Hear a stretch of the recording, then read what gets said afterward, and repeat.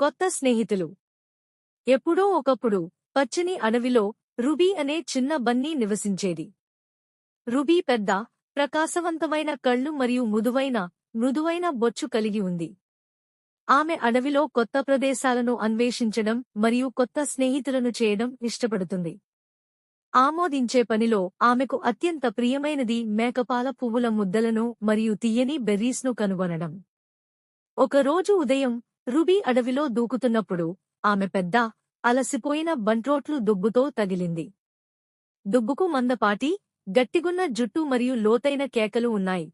వాటివల్ల అడవిలోని జంతువులు అతనిని తప్పించుకుంటాయి. కానీ రుబీ అలా కాదు. ఆమె ప్రతి ఒక్కరికీ స్నేహితులు కావాల్సిన అర్హత ఉందని నమ్ముతుంది. హలో, దుబ్బు, రుబీ ఆనందంగా పలకరించింది. దుబ్బు గ్రంబుల్ చేస్తూ, నువ్వు ఏం కావాలి, చిన్న బన్నీ? అని అడిగాడు. నేను కేవలం హాయ్ చెప్పడానికి మరియు మీకు ఒక స్నేహితుడు కావాలా అని చూడటానికి వచ్చాను, రుబీ సంతోషంగా సమాధానమిచ్చింది. దుబ్బు ఆశ్చర్యపోయాడు. ఇంతకు ముందు ఎవరూ అతనికి ఇంత శ్రద్ధగా పలకరించలేదు. స్నేహితుడు అని అతను అన్నాడు. ఎందుకు నువ్వు నా స్నేహితుడు కావాలనుకుంటున్నావు? రుబీ దగ్గరికి దూకుతూ చెప్పింది. ఎందుకంటే ప్రతి ఒక్కరికీ ఒక స్నేహితుడు కావాల్సిన అర్హత ఉంది. మరియు నేను అనుకుంటున్నాను నువ్వు ఒంటరిగా ఉంటావు. రుబీ తల కదిలిస్తూ చెప్పింది. నాకు నువ్వు భయం అనిపించదు. మనం స్నేహితులు అవుదాం, దుబ్బు. ఆ రోజు నుండి రుబీ మరియు దుబ్బు అత్యంత మంచి స్నేహితులు అయ్యారు.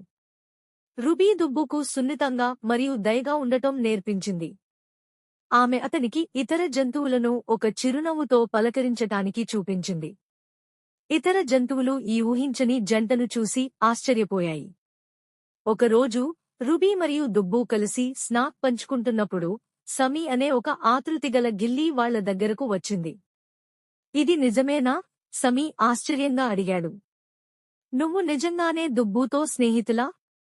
రుబీ తల ఊపింది. అవును, మేము.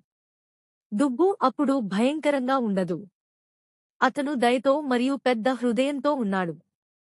దుబ్బు సిగ్గుగా నవ్వాడు.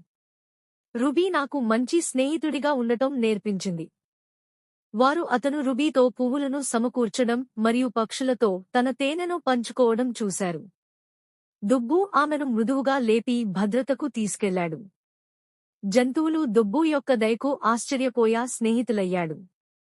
కలిసి వారు అనేక సాహసాలు చేశారు మరియు స్నేహం అత్యంత ఆశ్చర్యకరమైన ప్రదేశాలలో కనుగొనవచ్చు అని నేర్చుకున్నారు.